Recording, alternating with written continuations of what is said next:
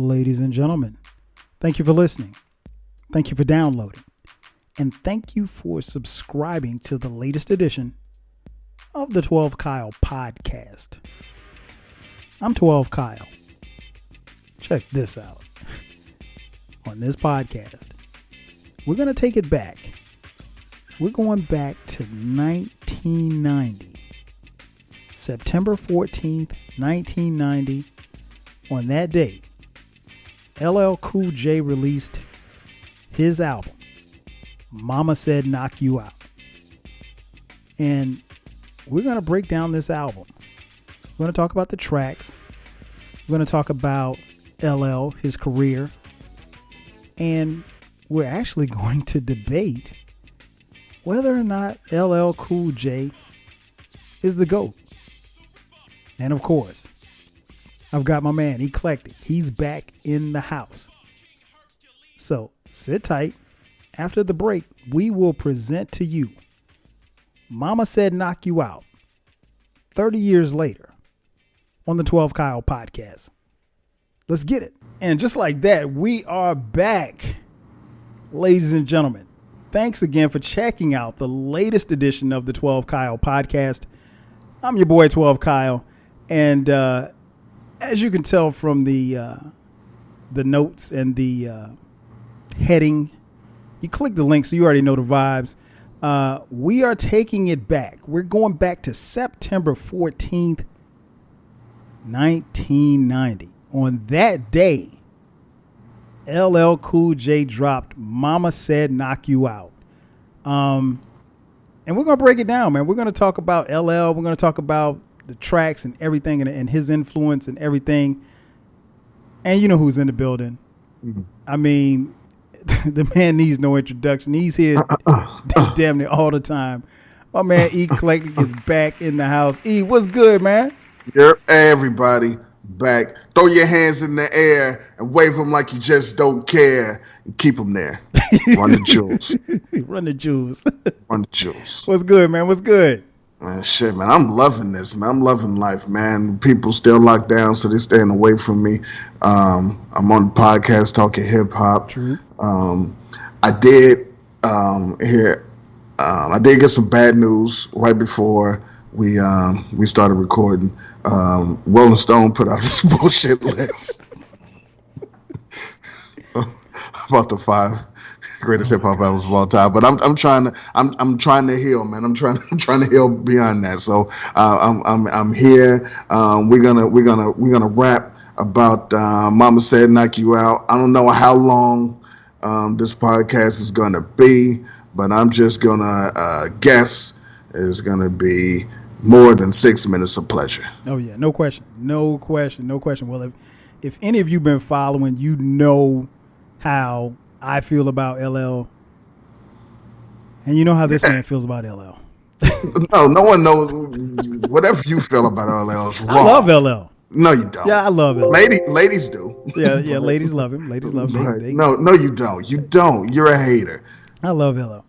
But my man over here, he's proclaimed on several podcasts that LL is the GOAT. So this probably will be the Eclectik Discussion podcast. This probably will be a version of the Tweet Rhymes Life, the Encyclopedia Hip Hop podcast, because my man over here is going to do a boatload of the talking because he loves LL. But I'm going to talk too. Nonetheless, man, let's take it back, man. September 14th, 1990. But before we get into that, okay. I was first introduced to LL, I want to say, is it Thanksgiving? It had to be like, 84, 85. In Crush Groove. That's the first time I saw him. Didn't know who he was, but he made a grand entrance into the on the movie. And I was like, man, who is this dude? This dude's pretty dope. What were your first memories of James Todd Smith? That's an odd question. The reason why I say it's an odd question is because the first time I heard LL Cool J was 84, I Need a Beat.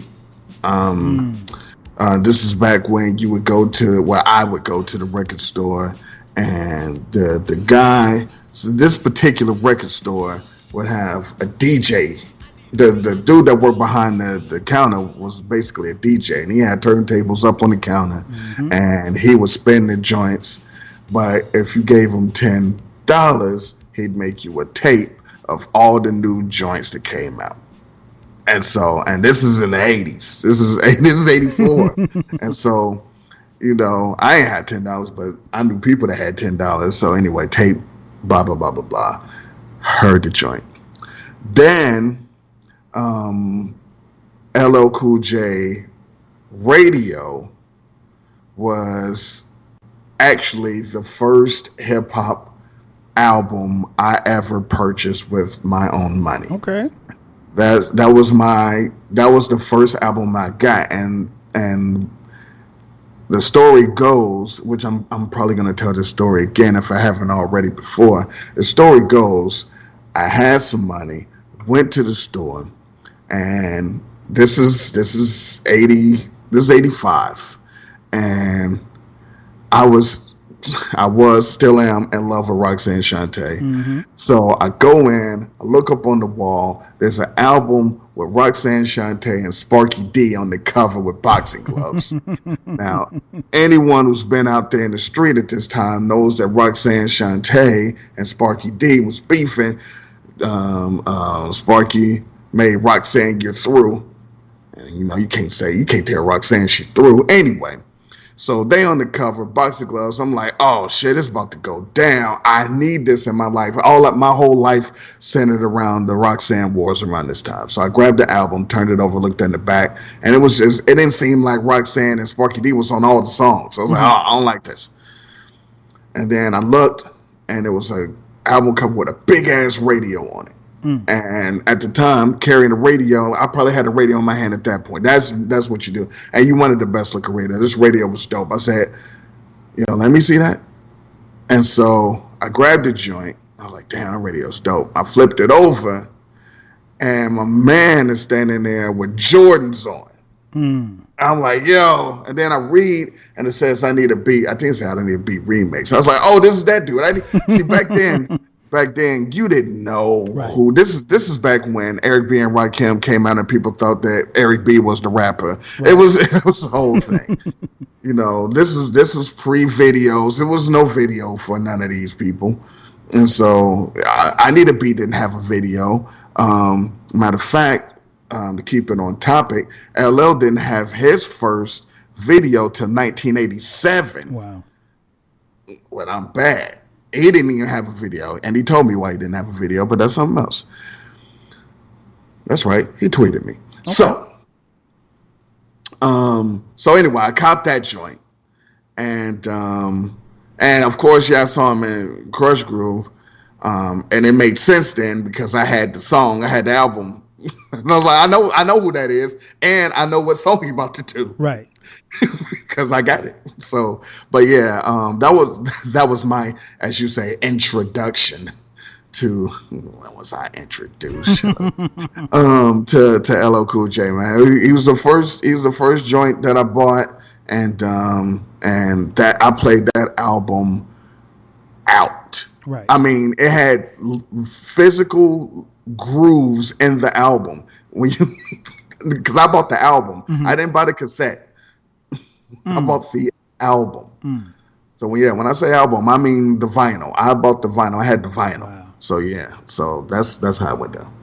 No doubt. And so this album, like I said, it comes out September 14th, 1990. Man, it's hard to believe it's been 30 years for this album. So say you. I still think that the 90s was just over. So, but it feels like it though. It doesn't, and even going back and listening to it, and we'll get into it a little bit deeper. But even listening to it now, it does not feel old. It feels still in the present. You know why, don't you? Why is that? GOAT. This guy. So my next question for you. Okay, LL started on the lead single, Mama Said Knock You Out. He said, he started off by saying, don't call it a comeback. So a lot of people Mm-hmm. thought that this would be his comeback, or they kind of labeled this as his comeback album, because they did not think Walking with a Panther, which was LL's album that came out in 1989, was up to par. So LL comes back a year later and he says, okay, hey, don't call it a comeback. Like, this ain't my comeback album. Basically, like, after his first two albums, no, I didn't fall off on my third album. You know, it wasn't as well received as the others. You can make a case that his first two albums are classics, and Walking with the Panther wasn't. So listening to Mama Said Knock You Out, is this album a quote unquote comeback album? This is the first of, I want to say, 3 comebacks that LL's had. Okay. This is the way I choose to look at it. To answer your question, yes. Okay. Like I said, I believe this is the first of 3. Radio and Bigger and Deffer. Listen, I don't care to argue with people who would argue I know where you're going. that they are not classics. I don't care to argue with those people. I would just listen and nod. Because it's not worth your time. No. And I'm right.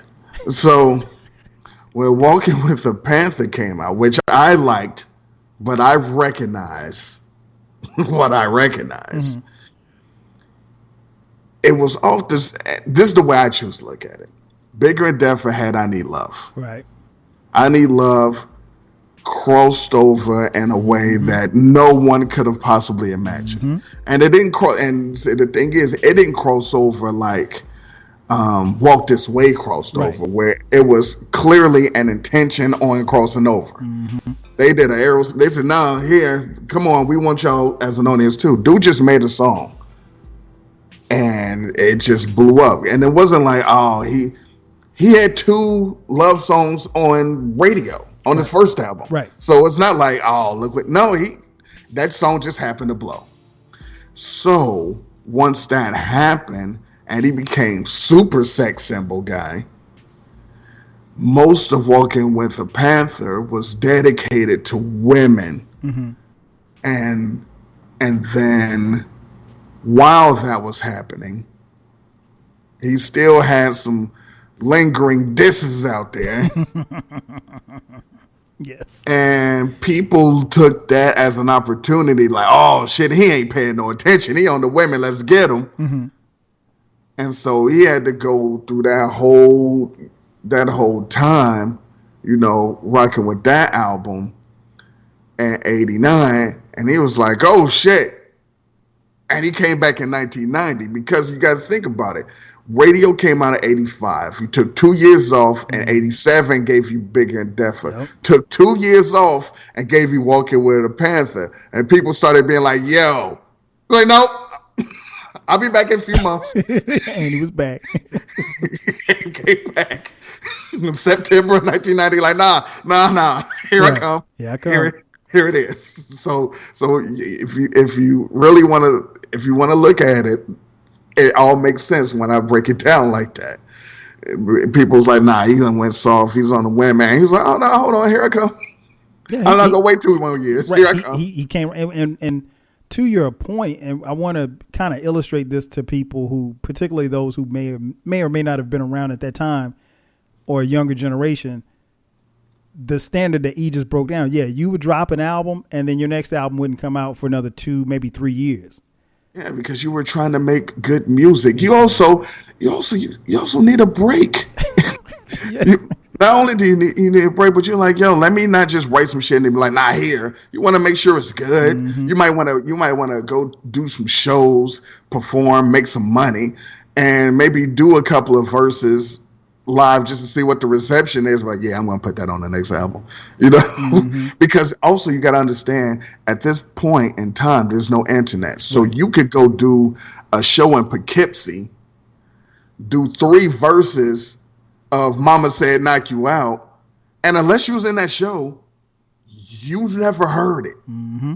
And the people that was at that show couldn't go online like, yo, LL just said some wild. No, and they don't know what the name of the song is, so it was just gone. It was just what it is. He could have did the whole album in South Carolina, but nobody in Charleston would know. Right, exactly. So yeah. And that's a good point, because it's like you said, you took your time. It was about being dope. It was about quality. And I think, given the fact that he did not wait another 2 years after Walking with the Panther, so I will agree with you to answer the question. I think it was a comeback album, but I didn't think Walking with the Panther was that bad. Me neither. I liked it. I thought of it. I don't know if maybe it's just because I was a fan, but even going back and listening to it now, it's some stuff on there that I'm like, okay, I can kind of see where people, but I don't. There was some stuff I thought that at the time, but still, I was like, it's a solid album. Exactly. Man. It was like 18 fans. tracks. Exactly. We were fans. And I think part of the issue with Walking with the Panther was that it wasn't radio or Bigger and Deffer. So, it was gonna come up short anyway, any way you slice it. So I think that was, and I mean that happens. That type of thing happens. Mm-hmm. But this album, man, this album, like I said, comes out September 14th, 1990. I have a story about when I first heard it. And you and I talked about it. I'm gonna touch on it a little bit, but I want to hear your version of. Do you remember where you were, or when you got it, or maybe like the first time that or the first couple of runs, your first experience listening to this album? I did not purchase it when it came out. Okay. I copped it from someone. I was in high school. Mm-hmm. I copped it from someone, and I cut school to listen to it. Oh wow! I went home. Oh shit! I went home and threw it in the stereo. I was like, nah, I gotta go listen to it. And did your mom know that you cut school to listen? No. What was the point of cutting school if you're gonna tell your mother? She didn't catch me until months later. So, that also happened. But I remember looking at the cover like, man, I don't want to see this. And then, because truth be told, I was not a huge fan of the title track. Really? And it's not because the title track was bad, no pun intended, mm-hmm. but it was because it was just, everyone liked it. It was too popular. I was like, man, shut up, man. That's my dude. I knew him first. Shut up. First. Nah, remember he was whack when he made Two Different Worlds. Shut up. So, but first hearing it, I mean, it was just like, wow, he's back. Jack the Ripper's back. Mm-hmm. Yeah. I was like, this is incredible. It was nothing. It was no going back to Cali on it. Mm-hmm. It was no I'm that type of guy, even though I like I'm that type of guy. But it wasn't anything on there that it was like it wasn't anything on that album that I said, oh, I could see how the video for this would be. Mm-hmm. Or it was nothing on there that was like, yeah, everyone's going to be on this song. Because I couldn't even really believe that everyone loved Mama Said Knock You Out, because Mama Said Knock You Out is not a commercial song. Mm-hmm. It was just so dope, and it was him, that it turned into a commercial song. It's a difference between when people make stuff for the radio, like they do all the time now, and sometimes back then, and when something is just organically dope and people just like, now we gotta play this. Right. This is it. He didn't make Around the Way Girl he made Around the Way Girls for Around the Way Girls. Mm-hmm. He didn't make it for yo, let me give you this so you put on the radio. It just happened. Mm-hmm. Boom, and sit. So anyway, but the first time I heard it, I received it well. I loved it. I was a big fan, and it gave me the breakthrough from Bigger and Deffer vibes. Good point. Yeah, man, I agree. I think I bought the tape when it came out, and we talked about this on the college podcast that we did on yours. My first listens, I was actually on a recruiting trip. I played football in high school and eventually ended up playing football in college. And me and like, what was it, 3 of my other high school teammates, we went on a recruiting visit. Now, I'm from Florence, South Carolina. We went on a recruiting visit to Fayetteville State University. It's a small historically black college in Fayetteville, North Carolina. It's maybe about an hour and a half from Florence, right? So we get in the car, we get in my man's car, and we're riding. And I was like, yo, put this LL in. So I put the put the LL in, and that was my first listen, just ride with my teammates. And I was blown away. I was just like, yo. I remember not saying like he was back because I didn't think he like fell off. So I never thought like LL's back. But you know, I just remember that weekend, man. We played that tape all weekend long. I had a little cassette player, a little Walkman headset. So when we were on the campus at Fayetteville State, you know, during this recruiting process, you know, I remember having my headphones with me. One of the reasons why I took to that album, one, because it was a great album, but also I needed that album to distract me from Fayetteville State University.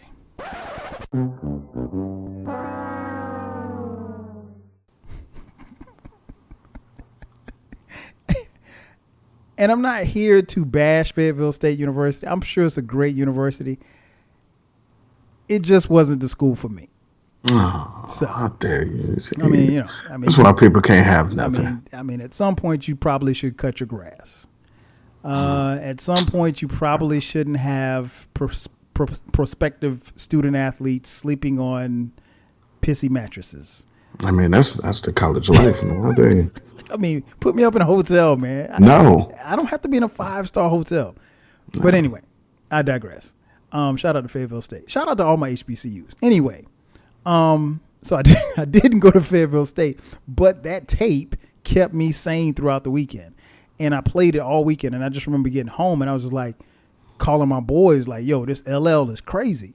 And, this album always resonated, man. I think one of the things that stood out to me was, you know, not just his work with Marley Marl, who produced, you know, the album, but he was, like you said, there was nothing that was contrived for radio.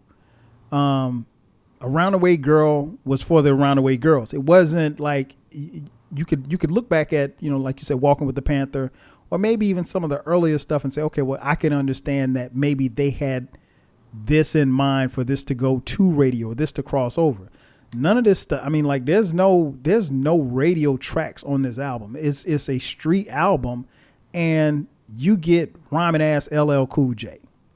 And I think at that particular time, hip hop was shifting, and LL wanted people he wanted to remind people that he was a sex symbol, because I mean, you see the cover, but he was still rhyming ass James Todd Smith from Queens.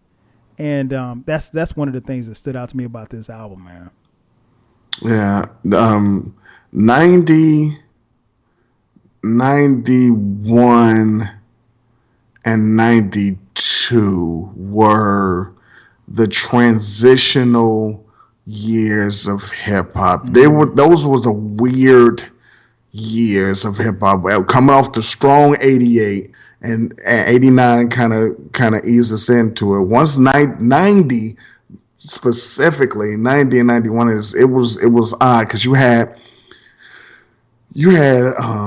genres and subgenres of hip hop and waves clashing and all mixed together. It wasn't just one, you know, we on this and this and this. It was a lot of this. I mean, the same time that Mama Said Knock You Out came out, G-Rap had Wanted Dead or Alive. Mm-hmm. But also People's Instinctive came out, mm-hmm. but also X-Clan came out, but also Short Dogs in the House came out, but also Edutainment by KRS-One came out, but also Sex Packets.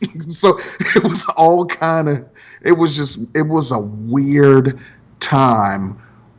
I mean, it was, pun not intended, it was an eclectic time. It was a lot of different things. I mean, even the year after, while you had Quick as the Name, but Niggas for Life came out, but then also A Wolf in Sheep's Clothing by Black Sheep. Yep. And then like Dale the Funky Homo Sapien would come out. And then Nice and Smooth. And then We Can't Be Stopped by the Ghetto Boys. But then the Leaders of the New School. And then Peaceful Journey by Heavy D shows up. It was just a weird time. And so LL coming out, dropping this album, showing people, yo, I'm dope in any era. Right. Whatever era you got, I got it.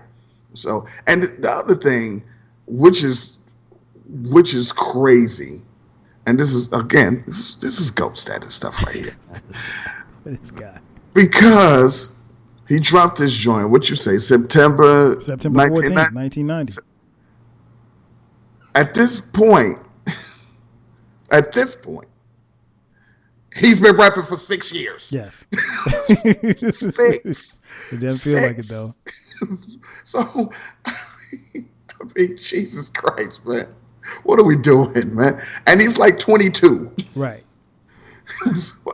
Man, come on, man. He's already a grizzled vet in 1990. Mm-hmm. This is his fourth album in 1990. And he sounds just as hungry as he did on the first album. If not hungrier, because his grandmother said something to him. You stupid. I tell you what, man, this is a great place to take a quick commercial break. We'll hear from LL. And on the other side of the break, man, we're going to talk about this album. We'll break down the tracks. So sit tight. Me and E will be back. You are listening to the 12 Kyle Podcast. We'll be back in just a second.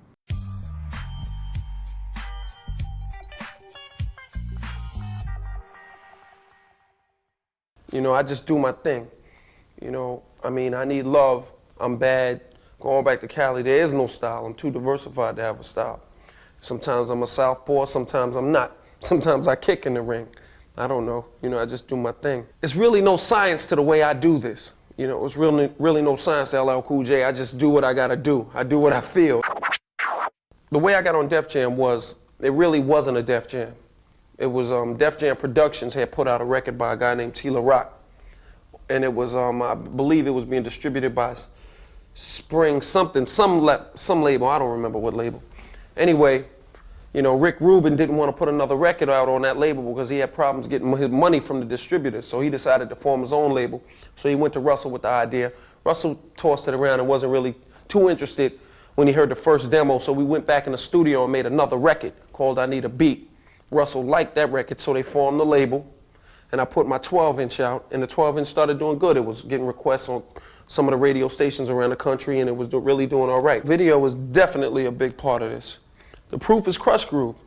I mean, you know, that's video, it's film, it was in the movies, but still, you know, that was the first time the public seen me doing my thing on film, seen me doing my thing.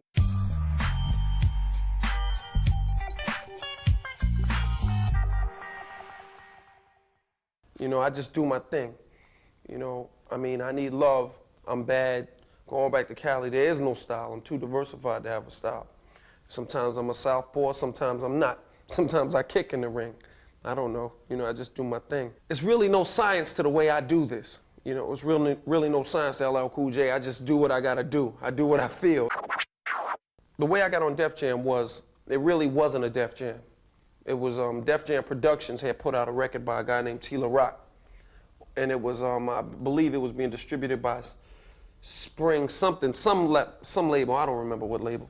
Anyway, you know, Rick Rubin didn't want to put another record out on that label because he had problems getting his money from the distributors. So he decided to form his own label. So he went to Russell with the idea.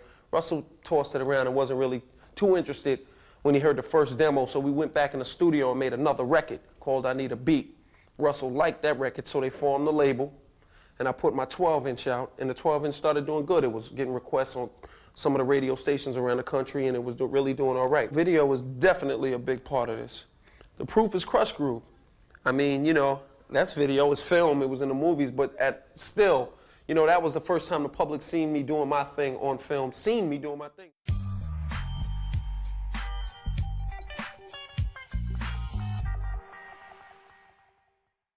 And we are back. Once again, it's your boy 12 Kyle.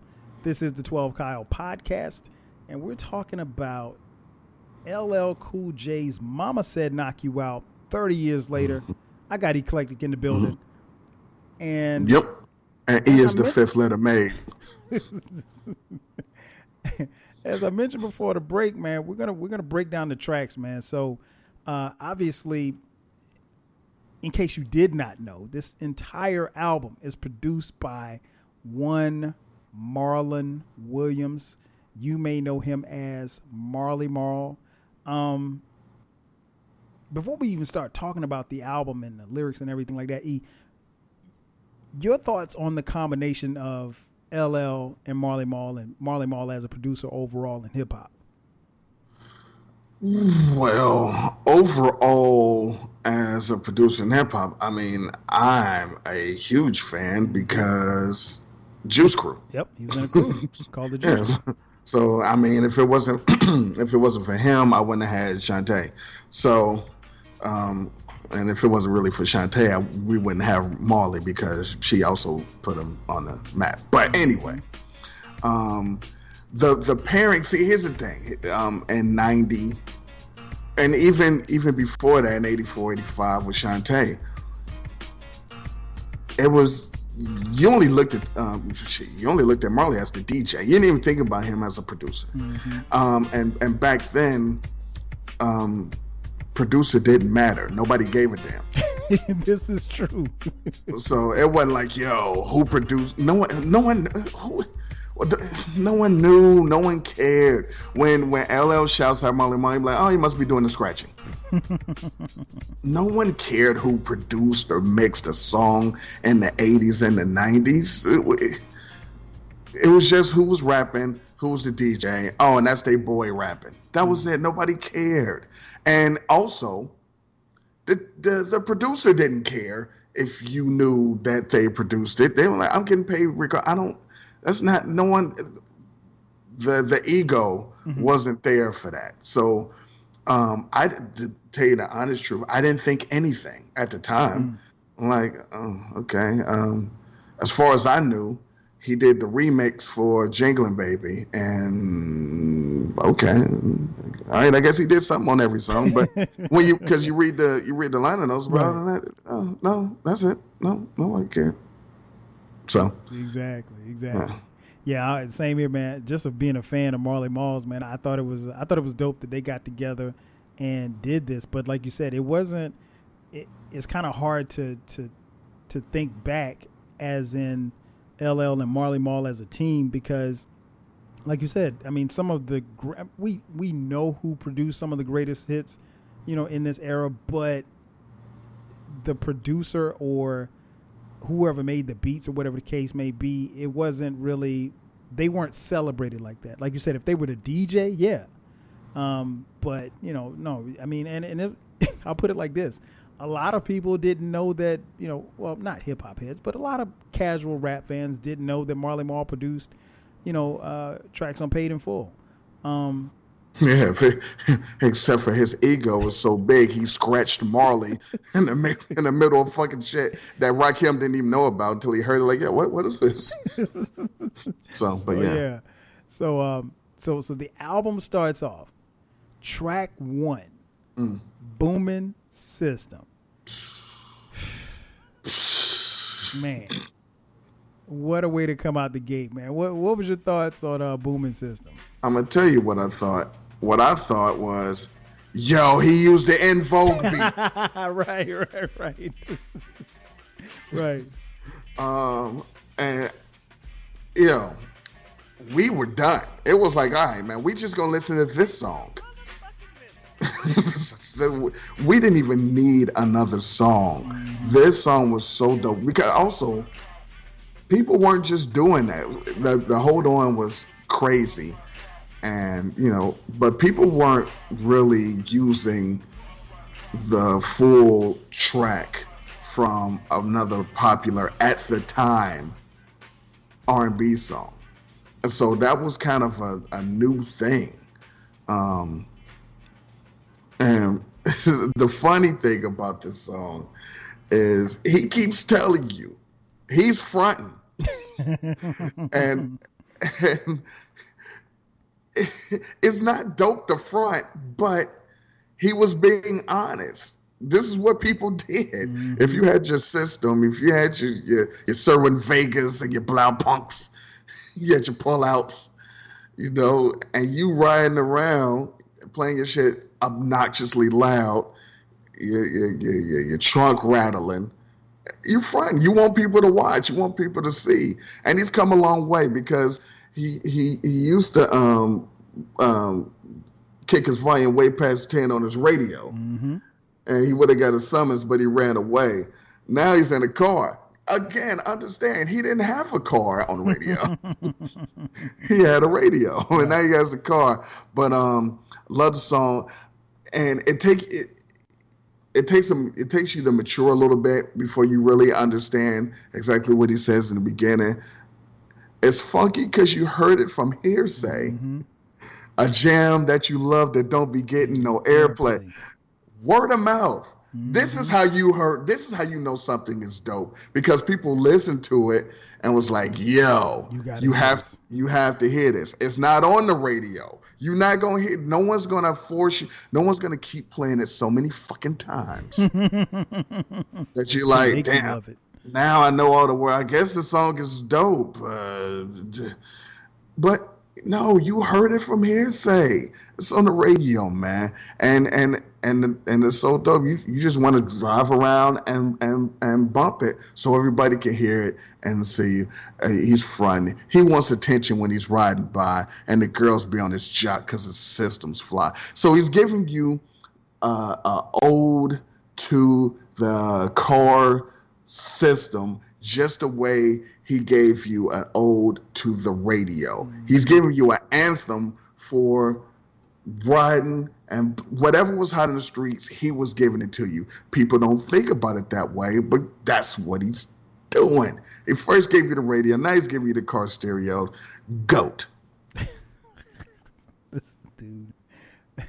Man, I agree 1,000% what you said, man. I think one of the things that always stuck with me with this track was that, yeah, he was really about, and I guess particularly if you weren't around this era right here of the 90s, like you said, I was in high school too. So it was really about your cars and your system. If you had a system, whatever you were playing in your car, you were bumping. Now I had access to a car, but I wasn't playing a whole bunch of loud music in my mama's Nissan Sentra. But yeah, you wanted to have your trunk rattling, and a song like this, like you said, first of all, the En Vogue sample or whatever like that from Hold On, and I mean, he wasn't biting. I mean, nobody never said, well, LL, you bit En Vogue. Nah, this shit was bang, because at that particular time, you really didn't have rappers using R&B samples or anything like that, and that really didn't even feel like an R&B sample, really. But yeah, man, I love this track, man. This is one of those joints that never gets old. It always takes me back to 1990 and how I felt about, just riding around. And I remember when he starts spelling out the words. Man, come on. The first time I heard it, I was like, he misspelled something. Damn sure don't spell chillin'. I had to listen. I had to rewind it, man. And I think that was one of the things that made me love this album, was that for those of you who are younger, there was a thing called the rewind button. And when somebody said something that was dope, you had to go to the rewind button and hit rewind and hear it again. And there's a lot of rewinds on this album. I'll just put it like that. Man, and because I know you want to go to the next thing. Go ahead. But unless you had the single, you didn't know what they censored. Nope, not at all. Not at all. They tell me don't drink and drive or say, what is this? Pass the Heineken and mind your business. Roll up a fat one and pass it around. Lay back, hypnotized to the funky sound. Hey, man. LL's been on beer and weed since inception, but he's so smooth with it. He said it in Rock the Bells on radio, but nobody peeped it. Nope. If you go back and listen to Rock the Bells, when they start scratching, he said, what do you know? Earl rolls the weed. I go to the store and get old gold. So all you crappy looking nappy headed girls get back, because there's a 10 to 1 chance that you might get smacked. But people don't know what he said inside that scratching unless you really listen. He said, Earl rolls the weed and I go to the store and get old gold. And now he's past the Heineken. Mind your business. And what's weird was, like, I'm pretty sure at that particular, again, I was in high school. I didn't drink. So I didn't know what a Heineken was. Yeah, I knew what that was, but it was just, I didn't know what roll up a fat one was. Roll up a fat one and pass it around. The only reason why I knew that was because of the Cheech and Chong movies. Of course. And then we get to track 2. Around the Way Girl. Shout out to Big Les in the video. That is, well, yeah, I mean, the song and the video are just out of here. That, I can't. The white girl in the suspenders. I mean, the overalls. Oh. I don't even like white girl. She was cute, though. She was cute. Like you said, Big Les. Oh, my gosh. Big Les looks so good in that video. The beginning of the video with the fucking tryouts. Yes. I wanted a round-the-way girl. You gave me what? Round-the-way souffle. I want a round-the-way souffle. Oh, man. All right. Sorry. Go ahead. No, you're good. Man, this song, man, I love it, man. What were your thoughts on Around the Way Girl, man? Love the sample. The sample reminded me, listen, all right, I'm showing my age again. But if you're a hip hop fan and you've heard Waterbed Kev, come on, come for freak time, baby. So the sample's crazy, and literally what he was fucking describing were the women we all wanted and saw. Also, let it be known. Let it be known then. I had to put that in there. All right. Nah, I hate that guy. But back then, it was all right being at the bus stop. Who cares? Yeah, I'm trying to get somewhere. You weren't a scrub. You weren't ridiculed. Nah, I'm saying that. So much so, hey, I'm going to do a song about the girl that I want that's standing at the bus stop. I'm going to do a song about her. I love the song. But yeah, everything he said, man. Honey-coated complexion using Kame. Who knew that years later Kame was going to be also a dope song? Rayon silk or maybe even denim. I love when you could rhyme about whatever the hell you wanted, and it didn't have to, depending on how you look at this. But he did a whole song about women, but it was an ode to him. He was propping them up. He was like, yo, these are man, I love you. He was like, man, he was like, I love all you women, man. All of you. Lisa, Angela, Pamela, and Renee. So, he didn't down nobody. Right. He didn't objectify him. He didn't say anything about putting nothing in him.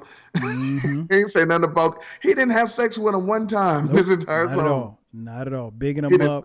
He didn't say nothing about bitches, no hoes, no nothing. He didn't say nothing about their breasts. He didn't say nothing about their ass. This was, this was one of those songs that, particularly as it got more and more airplay, was that it was a song that was an ode to women that I think a lot of women, maybe women who didn't necessarily listen to rap or hip hop at the time, could pick up on. So like you could hear this on the radio in the car with your mom, and your mom be like, Yo, who is this? Oh, is that the LL boy? Oh, he's good. Not cheap or petty. You're ready for loving. You're real independent. So your parents be bugging. Come on, man. Now you gotta say you petty.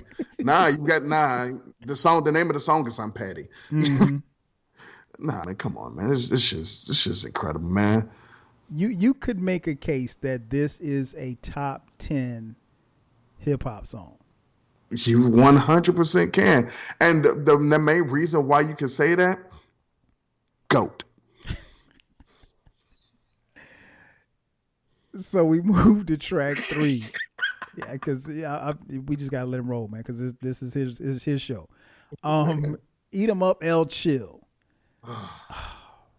Man, listen. This, as I'm listening to this album, when he gets to Eat 'em up, L Chill, I was out of here. I was like, yo, because this remind, and not that Booming System, Around the Way Girl don't remind me of, early LL, but this, for me, I can't speak for you, and maybe I'll get your perspective on it. This took me back to like radio. Mm-hmm. Just that bravado, that arrogance. You know what I'm saying? I mean, like, I could literally, and especially listening to it now, I could just like see him rapping this and with like a little smirk on his face, like, I'm dope. And you know I'm dope, and I'm going to continue to tell you that I'm dope, and you're going to eat this shit up. What's your thoughts on Eat 'em Up, L Chill? At the time of getting this album, and probably, if I'm really honest with you, right now, mm-hmm. It's my favorite song on the album. When I heard it, I was like, yo, this shit is crazy. It reminded me of Walking with the Panthers, Smoking Dopin'. And word. But the chill. Man, come on, man. I write rhymes that shine like lipstick. So much material, but not materialistic. Yes. And you know what always got me, man? The background. Eat 'em up, L. That took me back to like, remember how at that particular time when you were rhyming and your boys were backing you up. There was nobody singing no hooks. There was nobody, that was just your boy. Eat 'em up, E. Like that. He had to bake you up. Exactly, man. So that's I think that's why that song resonates with me so much, man. It took me back, even though this is 1990. That might have took me back to like 86, 87. Yeah, I mean, he continued the whole, thing about now I'm back.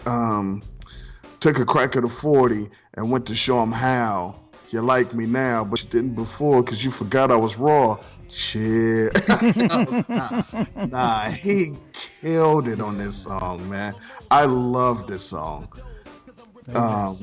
Yeah, and he gave us some Public Enemy sample. Mm-hmm. They sampled it later and gave us the what was that, the 5 stair steps or some shit. Mm-hmm.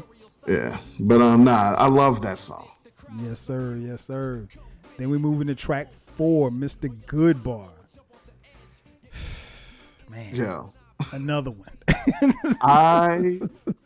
I've probably listened to this particular song more times than maybe, except for Eat 'em Up, than any song. I don't know, for some reason when because I got this song on like multiple playlists, mm-hmm. but Shuffle loves this song. But so you be calling the request line? Or, nah, he's with me. Yeah, I like Bobby Brown. Mm-hmm. Come on, man. Who's doing shit like that on songs? Nobody. And it wasn't even like he was dissing anybody. It was just LL being LL. Hey, man. This joint, man. Honey, open up a bottle of brandy. Better yet, have a piece of Cool J candy. He brought back Cool J candy from Bigger Depth. Mm-hmm. And Sweat the Man with the master disaster, break you like plaster plan. The cards on the table and my deal is dealt. I'm in the mood for a tuna melt. Now, here's the thing. And I had no clue what a tuna melt was. Also, people see LL Cool J fanboys like me, if you want to call it that. The cards on the table when the deal is dealt is a line from "I Want You" on radio. That's where that came from. So he's talking to the chick on this song, but that was a line that he used on a girl on "I Want You" on his first album. I was like, yo, and then my man, and I can't make you. I sure wouldn't rape you. Nope, wouldn't rape you. Man. Come on. Yeah, man. And that was something, like you said, that's subtle. You had to have known about the first album to catch that reference. Right. And he does that. He did a few times on different albums, different songs and stuff like that, man. One of the things that I think LL always, and I think that speaks to his greatness. I think, yeah, like I said, I can't call him the GOAT, but I mean, I don't know why not. LL I mean, dude, at this point, it's just stubbornness, and you're just being stubborn. And I understand. Look, I'm not gonna mention, but I know that you know. As he says, 6 minutes of pleasure. Okay, now that you know that I know you know that I know you know. That's the move. I get it. Oh man, then we get to track 5, Murdergram, live at Rap Mania. Just gave you bars, and I think this one was for the people that said LL felt. Again, I want to impress upon people, like, in between him finishing Walking with the Panther, releasing Walking with the Panther, and whatever quote unquote backlash that there was, I didn't hear it. So maybe it was just me being a fan. I didn't know that people didn't receive Walking with the Panther as well as I did. Again, I didn't think it wasn't a bad album to me. It was, it was a very good album. And I don't think that was just me being a fan. I had a homeboy who didn't particularly care for Walking with the Panther. And so he accused me of saying, like, man, you just being a fan. You just love LL. So you can't see the fact that this is not a good album. I didn't view it as such. I thought it was a good album. Is it as good as this album? Hell no, it's not. But I think a joint like Murdergram was a message that he wanted to send, like, yo, if you had any doubts that I could still rap, I'm gonna show you. This was his second of 3 or 4 shots at Kool Moe Dee on this particular song. The first one was this song that we just did. Yeah, because he said, "Eat 'Em Up There." Yeah, how you like me now? Yeah. And so, but then this one, this is not the most egregious one. That was the first single. We'll get to that. Mm-hmm. But the Ripper's back and you can't escape because one of my records will sell more than your whole tape. And then he brings the shit back again. I want beef. Bring on the rookies. I got more than just Cool J cookies. Hey man, this guy is fucking incredible, man. Yeah. He wasn't playing. He really wasn't playing. He didn't take a breath. There was no hook. Beat you with bologna, stab you with salami. Because when I get hot like pastrami. What is wrong with him? Get hot like, and again, I knew what pastrami was, but I'd never had hot pastrami before. But man, okay, this is why he's great, man. He wasn't in a bubble. Mm-hmm. He understood what else was going on, and he was there to show.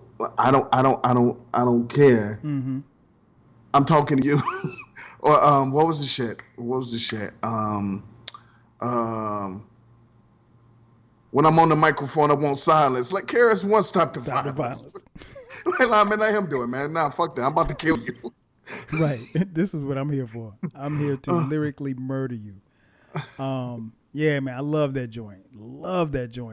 And again, we're 5 tracks in. No skips. At least not for me. Track 6, Cheesy Rat Blues. Listen. Speak on it. Again, I also put, I can't give you props and put you in the upper echelon of my rankings if you cannot tell a story and do not have multiple dope story rhymes in your catalog. If you can't do that, I personally can't put you in the top 10, 15 of my rankings. So maybe that eliminates a lot of people's favorites, but that's what it is. Mm-hmm. And I also don't care if Brenda barely knows her name. I don't count that as a story. That was a good story. It was whack. But this riches to rags story right here is so funny. It's funny on multiple levels. One, at the time, I didn't know what Run the Jewels meant. Yeah, none of us did. But once I found out what Run the Jewels meant, I immediately remembered the first time I heard it and said, that is funny. Keep them there. Run the Jewels. Run the Jewels. That's funny. But this song, this song will be on the Encyclopedia Hip Hop podcast soon as I'm counting down story rhymes. Mm-hmm. This is one of the next ones coming up. But the song is about him not having any money anymore as a rapper. As him, not like he was like, no, if I didn't get paid, I'd be that nobody James. And and him having money and didn't realize people was using them or was fake. Mm-hmm. So many things and this shit. My girl got a new man. I fixed his flat. So-called friends at the jewelry store told me, Todd, come back when you get off tour. Souped as hell. I really regret it. And then the only thing I got in my pocket is bad credit. What was my other shit? My tank was on E, and that means empty. That Twinkie looks good, so Mister, don't tempt me. I go to the park. They want a baseball bat me. I go to the mall. They throw my old tapes at me. I'm so horny, and every girl I know be like, he's so corny. Right. He kills me on this fucking song, man. He said he had to get a job putting tips on shoelaces and putting a hole in donuts because when you're broke, your middle name, so what? Man, you know, this song, man, just really, even looking back on it now, it made me think about, you know, like you said, it's a story rhyme, but was he writing from the perspective of like, okay, if y'all, like, he's making fun of people making fun of him falling off. And I think that's what I took from that, as, you know, as I didn't get that back then, because again, the idea of LL not being on top in 1990 was absurd to me.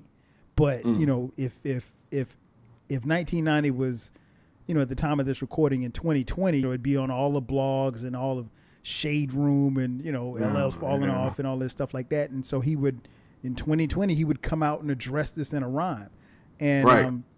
But like you said, man, it goes back to storytelling, the ability to tell a good story and keep people engaged in what it is that you're saying, man. And I think, you know, LL is from that, he's cut from that cloth and that era of, you got to have a dope story rhyme. And this is one of them.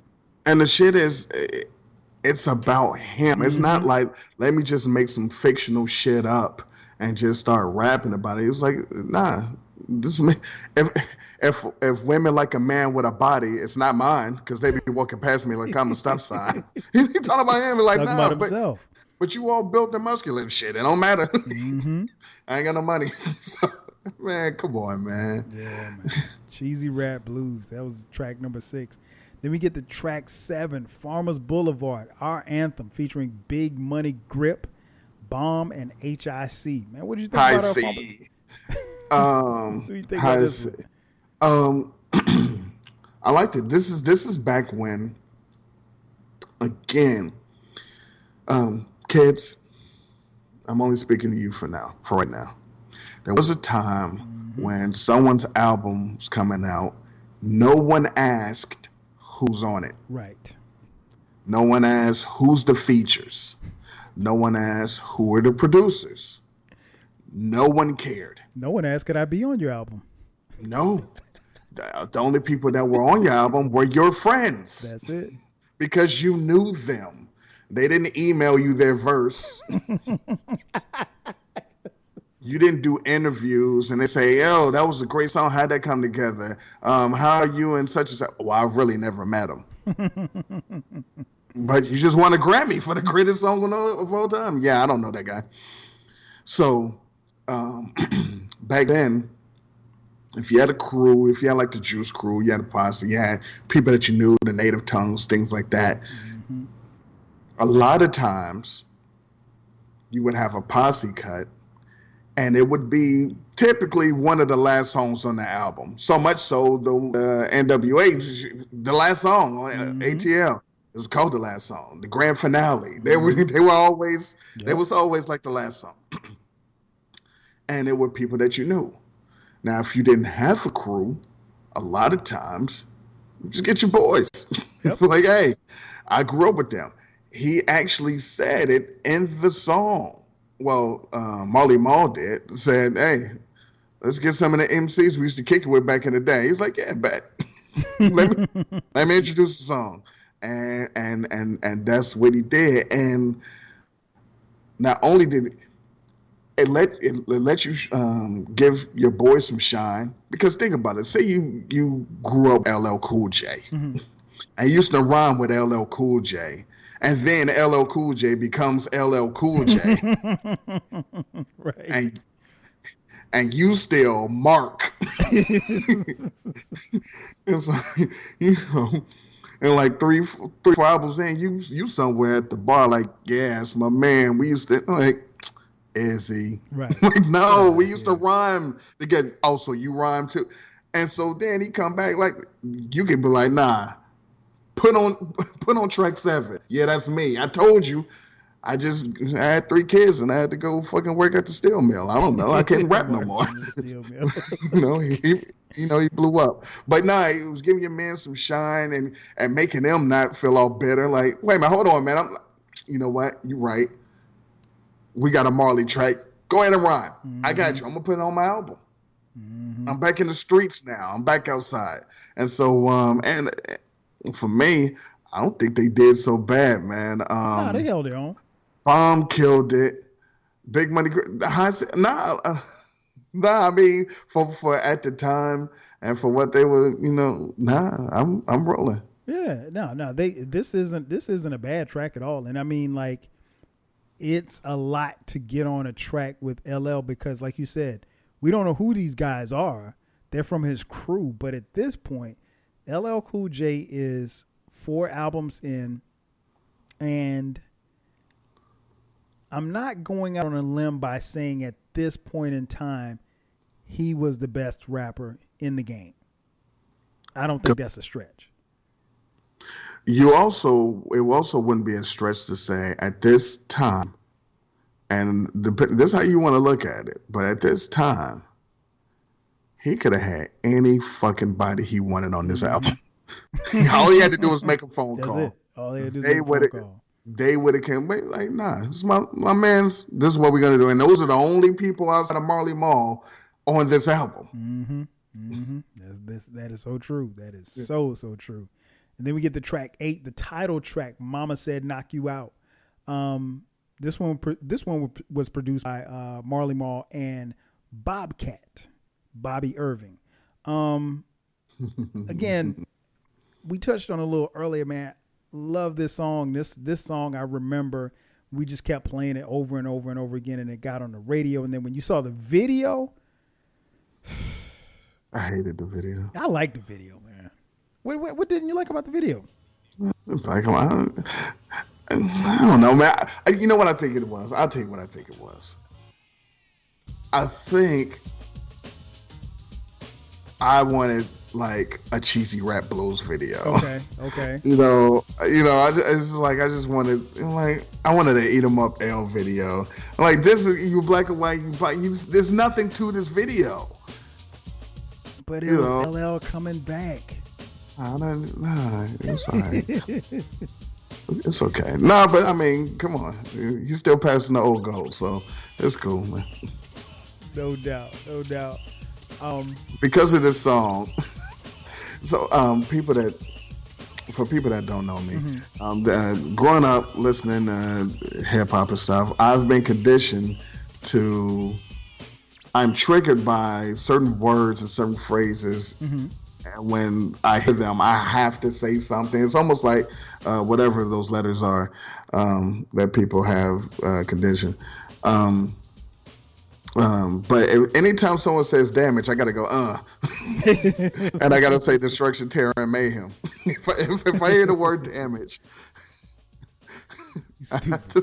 I have to say destruction, terror, and mayhem, and go, rather than say damage. And I've been like this forever. I remember when I was working somewhere. And I had to catch the bus. I had to catch the bus to go to work. I was at the bus stop, and there was this lady talking to another lady, and they were being real sassy. Okay. And she was telling a story about how somebody, I guess, had her all fucked up. Oh, shit. And she was like, yeah. And then I told her, I ain't the one. And I was like, nah. But I had to do that. And the funny thing was, another dude sitting at the bus stop started busting out laughing because he knew what it was. I was like, oh, thank you. At least it just wasn't me. But it was just so funny how it happened because we were just sitting there. She was like, yeah, da. And I told him, I ain't the one. Da. And dude was like, and they didn't get it. They just kept I would have been talking. on the floor rolling. But that type of shit, I have to. It's certain things. If I hear it, it's a reflex. I have to say certain shit. Yeah. Yeah, man, that's funny. That is too funny. Then track 9, Milky, cereal, baby, Milky, cereal. Oh my gosh, I love this shit, man. LL breaks down cereal, and you know, one of the things that I love about this song is that the fun that he has in this style of rhyme and this style of breaking stuff down, we don't have that anymore. Like it. Well, because people can't really rhyme that's anymore. true. They're not. Well, no, I take it back. A lot of them can rhyme. They just rhyme about the same things. But this is so clever. Nobody wants to rhyme clever anymore. Because no one. Here's the fundamental difference. No one wants or cares. I'll say this. No one cares to be seen as the best with the words. Yes, no one cares to be seen as. No one wants to be the king of rap.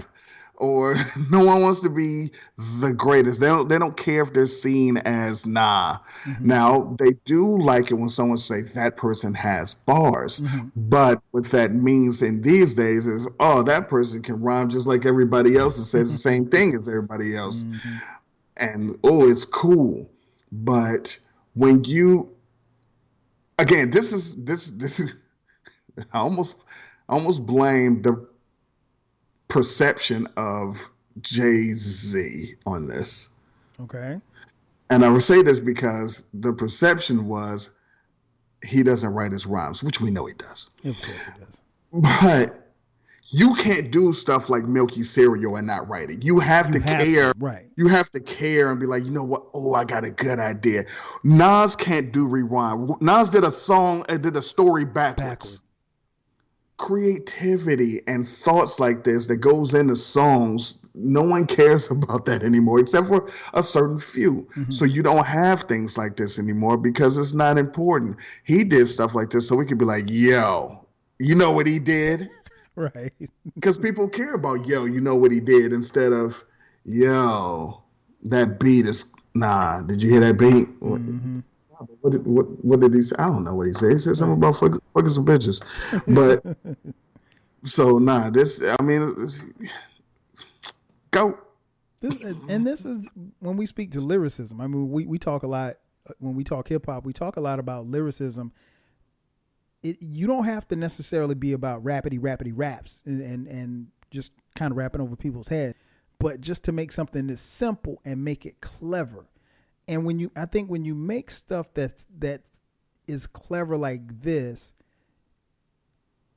when you replay it years later, it's still as good, as entertaining as it was 30 years ago. I still get the same enjoyment out of this particular song. This is one of my favorite songs on the album. I still get the same enjoyment out of listening to this song as I did in 1990. And I think that's my daughter. So save your crooning. You better find another bowl of cereal to stick your spoon in. Milky cereal. Then there was Pebbles. Times was rough. She was turning tricks just to get a Cocoa Puff. Oh man, yeah, man. This is my joint. This is my joint right here. Then we moved to track 10, Jinglin' Baby, which Jinglin' Baby actually was on Walking with the Panther, but this is Jinglin' Baby remixed, but still jingling. But still jingling. Still jingling. Did you feel any kind of way about Jinglin' Baby being on Walking with the Panther and then the remix being on Mama Said Knock You Out? No. Two different songs. Me either. So,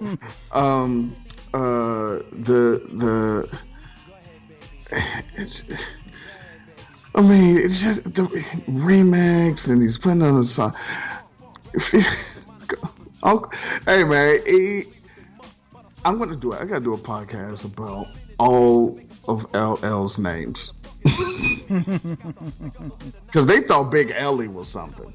No, Big Ellie was not. Uncle L, yeah. Future of the Funk. Future of the Funk. Records are recorded minus all the junk. But come on, man. Come on, the guys. I quit, man. The guy's great, man. What are you supposed to do? Yeah, man. And the fact that it's the remix, and he tells you it's the remix. Mm-hmm. There's a tour Marley Marl remix, Single Love. And we can't forget the video. Yeah, girl had the LLs on the titties. Yo, what's the funniest part of the video? Was it hanging up on old boy? Yes, but why was with it the funny? brick phone? Okay, this is why it was so funny. Because he hung up on him so hard, he later up showed in the video with a bandage over his ear. It's little shit like that, man. Because they never mentioned it. They never mentioned it or brought it to it. It was just the fact you just saw with a bandage over his ear because he hung up on him so hard. Exactly. And I'm like, damn. And keep in mind, folks, you got to see the video. But he had the big brick phone. Those were the first cell phones. So like you had to have mad money to have a cell phone. Nobody, Johnny Blow on the streets like us, we didn't have cell phones, so that wasn't even happening. And it wasn't even really a cell phone; it was a car phone. Yeah, it was a car phone. It was, specifically for you and your car. But man, I remember watching that video. Man, I always wanted me that same yellow hat that he had in the video, man. Yeah, he had that matching turtleneck. Mm-hmm. Yeah, This is my girlfriend on the song though. Who's that? I'm a legend. On top of that, I'm living. Now you look booty like that bitch Miss Givens. Hey man, come on, man. I know she divorced Mike, man, but come on, man. Did he say bitch or bum? Depending on what version you had. Okay, yeah. My version said bum Miss Givens. Okay, wow. Never knew that. Yeah. Okay, I can understand why they would change it, why they freshen up a little bit. Okay. And it's so sad because he was Tyson's boy, and then Wyclef ruined everything. Blame Clef. Track 11. Hold on. Also, what's up? I'ma deliver and give a speech with vigor. Pass the wine cooler, you big black. LL was drinking and smoking on this album, Uh, and we didn't even know it. But pass the wine cooler, Wine you cooler. big black nigga. Hey, man. Yo, Baby, listen, kids, they used to have legit fun in hip hop and making songs. It used to be a thing. it was a thing for real. It wasn't shoot 'em up, stab 'em up, kill 'em on every song. Oh man, Good. As you can tell by listening to this podcast, you can hear the memories coming back for us, and then all of this stuff is fresh because it still resonates, and ultimately that's what you want music to do. You want it to resonate some 30 years later. Well, that's what makes a lot of it's hard to define. It's hard to quantitate what makes a classic a classic. I think that's part of it. In years down the line, I can't imagine. Even though "To Pimp a Butterfly" is one of the greatest albums of all time, You already know. I just can't imagine in 30 years people just. Hey, 30 years so from you said- now, Miseducation of Lauryn Hill, man. I'm telling you. So you was going to the next song. Zion. Jesus Christ. We talk about Zion. Zion doesn't even want to talk about Zion. Fucking Zion. Zion like Skip. Oh shit. Track 11, which is my personal favorite song on the album, "To the Break of Dawn." Bruh. This is hip hop to me. I mean, I think on this one, LL took it back to radio. He took it back to bigger and deeper. He gave you a little bit of Walking with the Panther. He gave you a little bit of, Mama Said Knock You Out. Hell, he might have given you a little bit of Mr. Smith, and Mr. Smith was, 5 years later. This he gave it to him. He gave it to all of them. All of them. And he made it a single. People don't know, this was the first single. Mama Said Knock You Out wasn't. Yeah, this was the first single that was released. Yes. As I said at the top of the show, people thought shit was sweet. He was like, nah. Here. Say something. For those of you listening, this was actually a diss track. It might not sound like one. Oh no, it sounds like one. Then this is a diss track, and he dissed 3 different rappers. Yep. Took it straight to him. Who got it I don't even know who got it the worst. Kumo D might have got it the worst, but Hammer. Yeah, well, nah, I didn't get Mo D the worst. I think it went. He called Mo D a burnt up French fry. That wasn't cool. That wasn't cool, man. That wasn't cool. LL, were you referring to his darker shade? We don't appreciate that. I got to know that I had them Star Trek shades on. He said Star Trek shades. Said he had the nerve to though. Oh my God. Skin needs lotion. Teeth need Colgate. Yo, that was the worst thing you could say about somebody back in the day. Talk about their teeth and talk about them being ashy. Because the last thing, for those of you listening who aren't black, the last thing you want to be known as is ashy. Listen, man. And Simon's when he didn't shoot anybody. No, there was no mention of guns or anything. When a diss was just so personal. It was about your looks, your girl, your you just didn't care. You didn't have to say that about Darlene. I mean, I understand though. I mean, because me too. But get rid of that yuck mouth smile, cause brother, you ain't got no style. Keep on.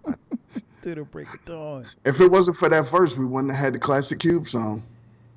Yeah, man. I mean, how you getting done without Vaseline? Without Vaseline. He put it in the song. He said that first. Yeah. So for those of you scoring at home, he disses Kool Mo D, verse 1. Yeah, verse 1. Verse 2, he disses MC Hammer. And oh my God. Give me a lighter. Woof. Now you cut loose from that Jerry curl juice.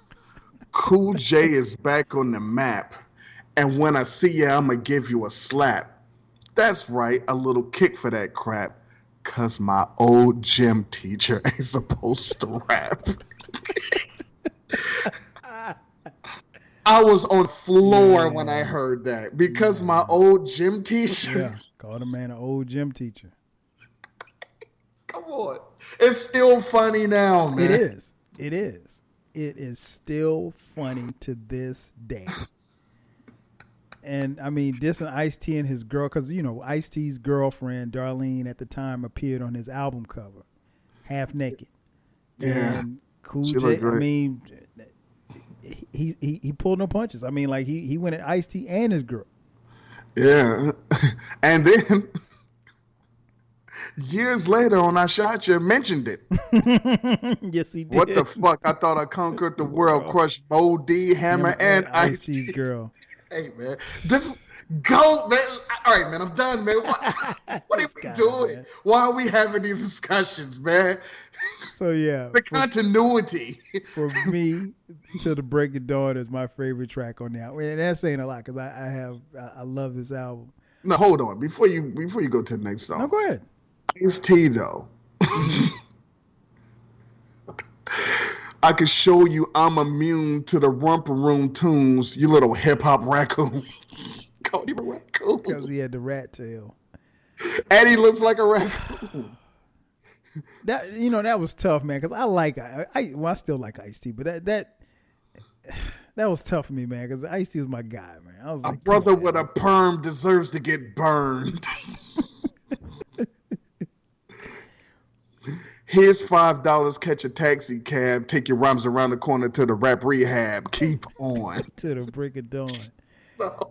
And again, there's no reference of I'm gonna shoot you. There's no reference I'm gonna stab you. I'm not gonna, pull you, bang your nuts with a rusty screwdriver. None of that stuff is mentioned on this track. And he lyrically cuts up MC Hammer, Ice-T, and Kool Moe Dee. And didn't say their names technically once. No. He said, how dare you stand beside me? I'm cool. I freeze ICE. It was understood. You didn't have to. On your trail, and I'm going to cut that ponytail. You're disobedient to wrong ingredients. All right, man. All right. Okay. Go ahead, man. Yeah, man. Love that joint. Love it. Then we move to track 12, 6 Minutes of Pleasure. Another banger, man. What'd you think about this one? I love this. I know people that didn't like this song. They didn't like the singing, but I was like, I loved it. I grew to like it. It wasn't one of my favorites, but I grew to like it a lot. I'm gonna tell you why I liked it off top, and a lot of it was that fucking shit I said earlier. Mm-hmm. That okay, I know you know. So okay, now that you know, I know you know that I know you know. And that's the move. Like, wait a minute, what? What are you talking about? But I like that. I know why you're here. I ain't saying nothing. It just seemed, for some reason, I think I might have been seeing a chick or something at the time. And it was just like, I get just like when you don't want it, when you're around somebody and you just, you don't want to say nothing. Mm-hmm. You don't have nothing to say to them. Mm-hmm. And even though that's not what this song is technically about, it was just that would be playing in my mind. Like, I ain't saying nothing. But dudes sang their asses off on that song too. Mm-hmm. Yeah, man. He dropped some shit in there though. I'm peeping your baby. I'm holding back. I'm not letting go because a fool doesn't have a shoulder to cry on. So give me a kiss. You can surface whether you like a mister or a miss. Like, hey man, whatever. Whatever. This is 1990. Yeah, man. He was progressive. Yeah. Go. Oh man. Then the next track 12, track 13, one that resonates to this day, Illegal Search. All right, now before you wax poetic about Illegal Search, I want you to understand and let the listeners realize something. Mm-hmm. Neither one of us groaned or moaned or got pissed off about shit, and we're on track 13. Yes. 13. Okay. 13. You know, people are dropping 7-song albums that we like. Two of them was cool. Yeah, one in the possible. Track 13. Track 13. Right. Illegal Search, man. Like I said, still resonates to this day when you listen to it. LL talks about getting pulled over by the cops, getting arrested and harassed by the cops. Something that we all can unfortunately relate to, and it's a damn shame because that was 30 years ago. And 30 years ago. Very prophetic. I mean, it's even more shittier now than it was back then. Shit, it seems like only the GOAT could do something like that. I mean, I don't know. Maybe I'm wrong. I don't know. Your thoughts on Illegal Search, man? I think only the GOAT could do something 30 years later, and it's still you could drop this song as a single. People be like, yeah. You know what? He probably could re-release this song as a single right now and chart. What the hell are you looking for? Can a young man make money anymore? Man, come on, man. Man. Yeah. So this shit was crazy, man. I call it nice. You call it a drug car. I say disco. You call it a drug bar. I say nice guy. You call me Mr. Good Bar. I made progress. You say not that far. Hey, man. Illegal Search. Yeah. Nah, man, this shit is incredible. And again, it was going on. It wasn't as bad because it was just being harassed more than anything. Now people are just getting killed. But the mere fact that 30 years ago, there was no progress. Right. It got worse. Yes. It got worse. Much worse. But it was so bad 30 years ago that a prominent MC made a song about it. So it was that bad then. And it's worse now. And there's nobody can make a song like that now. Wait a minute. Also, understand this. Fuck what you just said. There is no one making songs. No. Not like this, no. Not even that they can. No one. This dude was making songs about the shit when it wasn't an epidemic and all over the news and stuff. He felt a need to throw that out there. Now that the shit is crazy, man. None of your favorite Lil Youngs is made. They still make wet ass pussy. But we can't come together. We can't have a self-destruction. We can't have all in the same game. You know why? Because they suck. Well, that too, but you also want to know why. Because their guns are hot. Oh no. My guns are cold. Guns are cold. You gotta do the hand motion too. Oh my gosh. Yeah, man. But like you said, that speaks volumes. The fact that LL, and again, folks, this was 30 years ago. He was talking about illegal searches by cops. And this was before cell phones, so it wasn't being recorded. There wasn't a pandemic. There wasn't all of this other stuff, racial inequality. That stuff was happening, and he was rapping about it in this one song. And it still, unfortunately, resonates to this day. Like he said, your favorite rapper, he or she's not doing that today. Last but not least, track 14 rounds out the album, The Power of God. What'd you make of this song, man? Seventh letter made. Hey, man. It was a surprise. Because, a lot of he's never went the God route overtly on songs, but in a GOAT-like move. He made it a dope song. He did. I mean, listen, when you can go from calling somebody a hip hop raccoon to telling the cops, yo, chill, and then giving some people some uplifting spirituality. It's GOAT level shit, man. What are we supposed to do, man? What are we trying to do here, man? Hey, G is the seventh letter made, man. Come on, man. I will say this song, it surprised me. I enjoy it now more so than I did back then. But even back then, I don't think it was bad. I thought it was, it was a great way to end the album.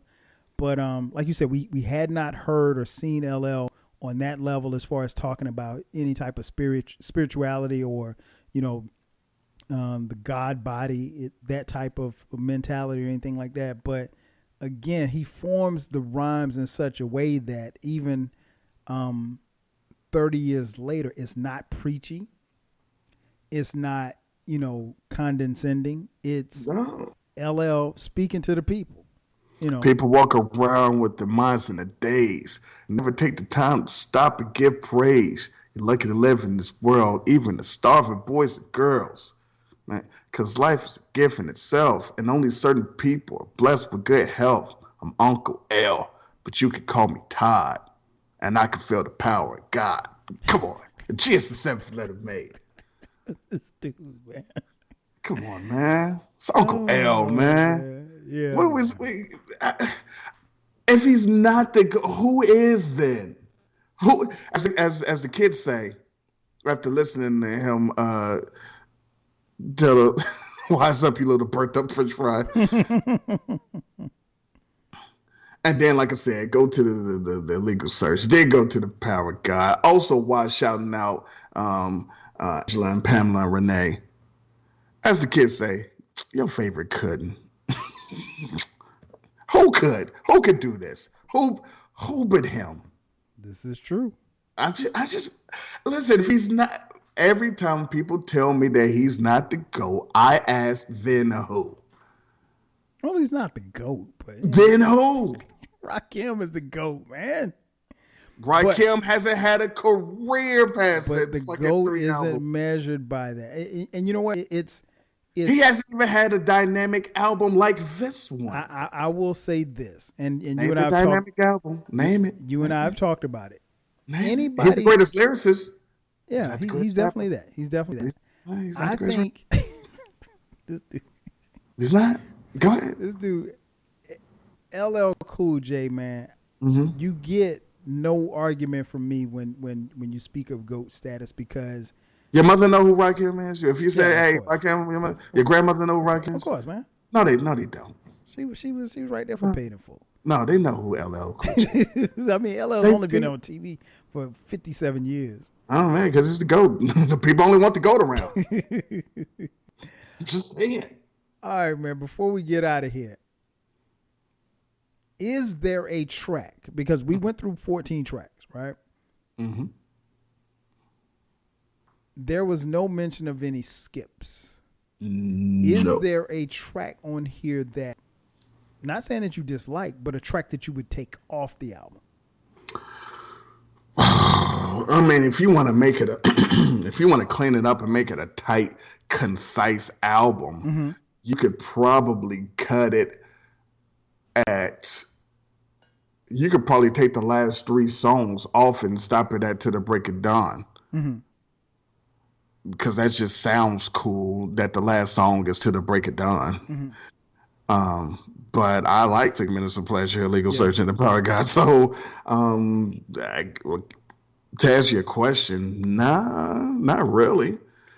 Because also what did not go said is this album was sequenced great. It started with the booming system, like, nah, we about to rock out, and it ended with some cool, mellow power guy and just chill out, and that's it. It hyped you up, and then it mellowed you out, and then it hyped you up again, mm-hmm. then it mellowed you out, then it hyped you up again, and then it took you out. Mm-hmm. So it's like, hi, boom system, round the way, girl, chill, eat 'em up, Bell, you chilling, Mr. Good Bartender. Then Murdergram, you killing it. And Farmers Boulevard, Mama Said Knock You Out. Then you chilling again with Milky Cereal. Then Jingling Baby come on. And then Break It Down, you're like, oh shit, he killed everybody. Then 6 Minutes of Pleasure, Legal Search, Power Guide, you chilling again. Gives you a nice wave of emotion. No, it's just great. Mm-hmm. Yeah, I agree, man. I think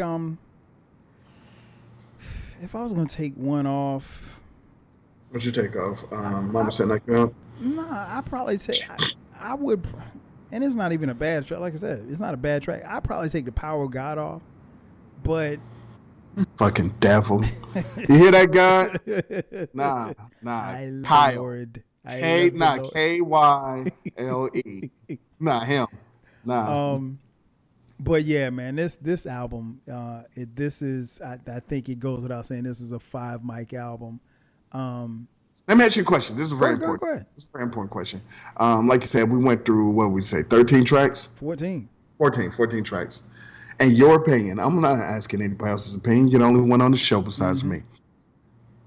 How many classic songs is on this album? I want to see if we match. 1, 2,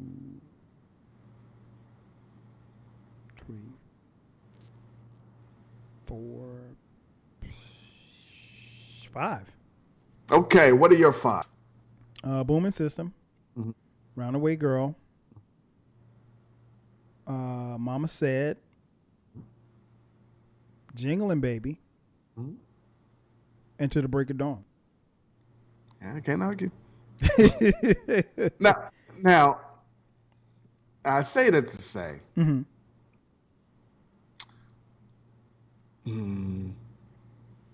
me see. Can you name? All right, we freestyling. He might not be able to answer this, or he might be able to answer this. Is there a Sean Corey album with 5 classic songs on it?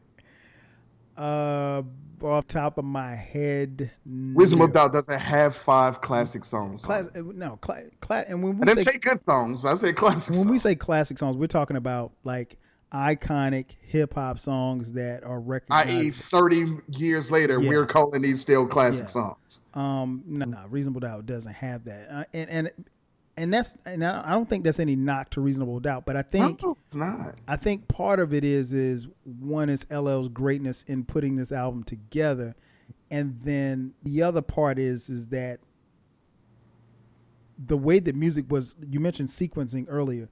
The way that music was constructed back then, you just had to put out dope shit. It wasn't like, because like I've spoken, ad nauseum about my disdain for Ain't No Nigga. Even though that song is dope as fuck. People love that song. I got tired. I'm one of them. I got tired of it really, really quick. It's my least favorite song on Reasonable Doubt. Because you're a hater. No, I'm not a hater.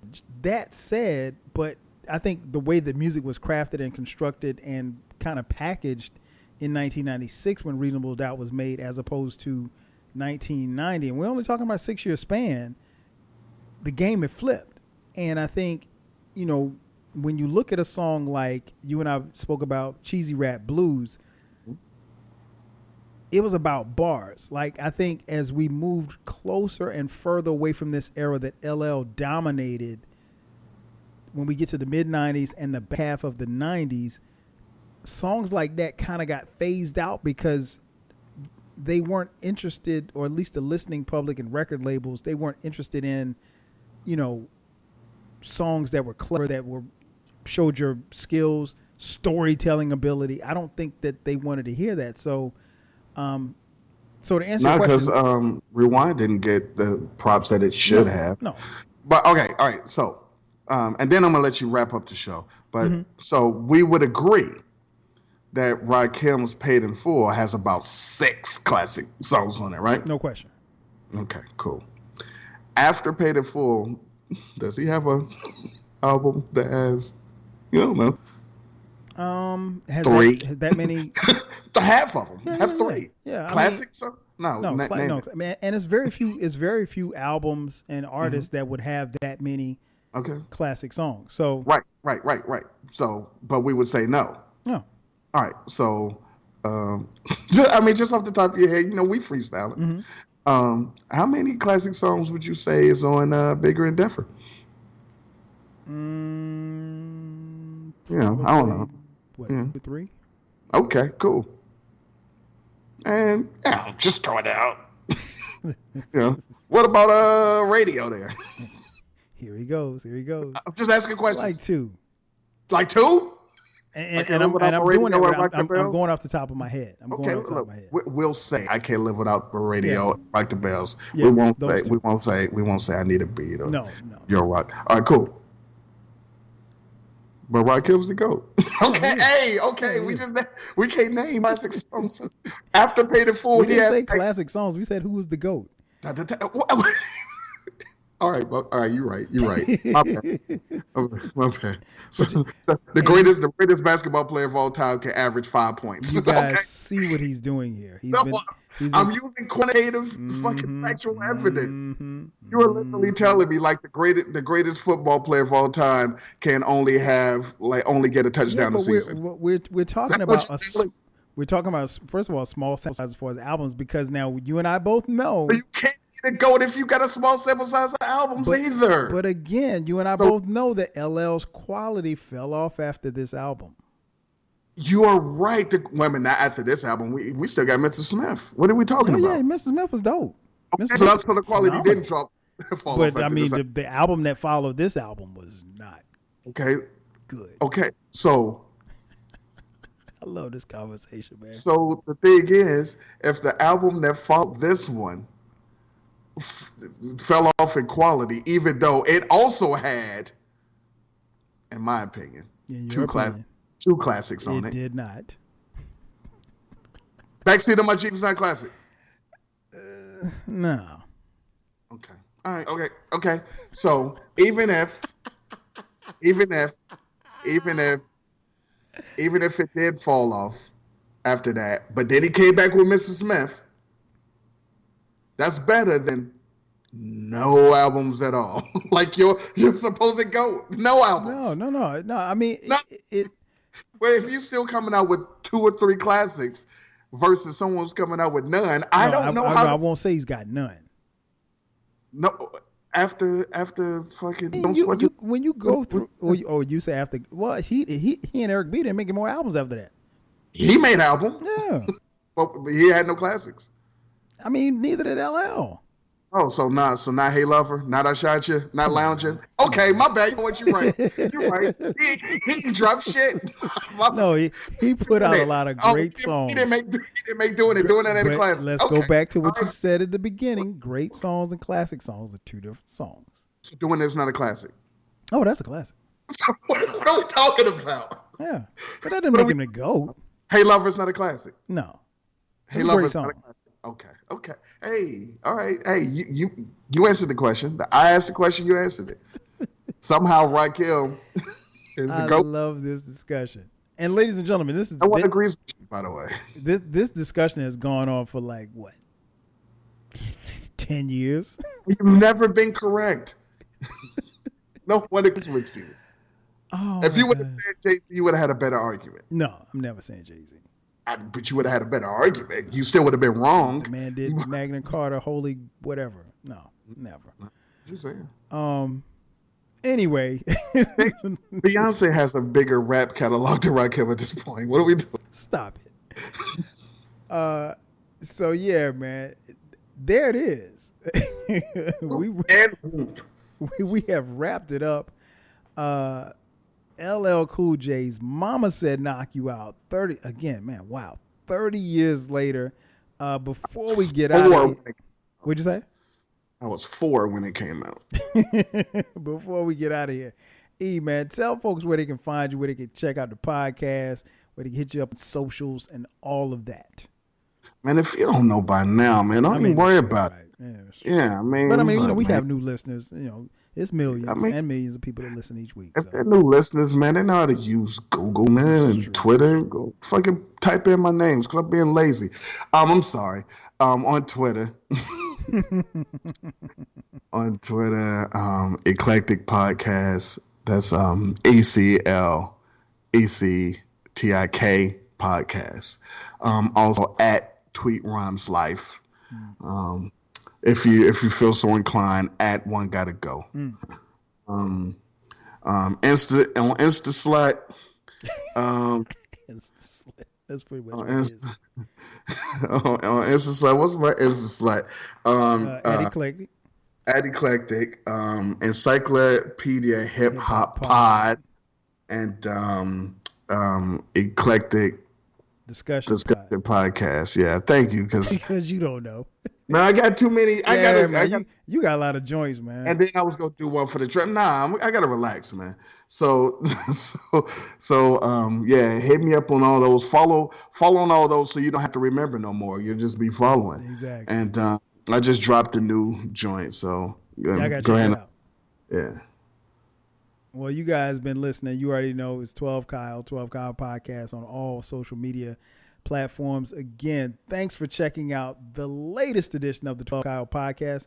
So for my man Eclectic, I'm your boy 12 Kyle. We'll catch you guys on the next go round. 5,000. Rah. Chill. Bring on the moles and hoes, don't snooze or doze, cause I'm ripping up shows. Hold your nose, dead bodies are around. I leave scratch marks under the tears of a clown. I write rhymes that shine like lipstick. So much material, but not materialistic. Imperial styles are used when the mic is lifted. The crowd is amused.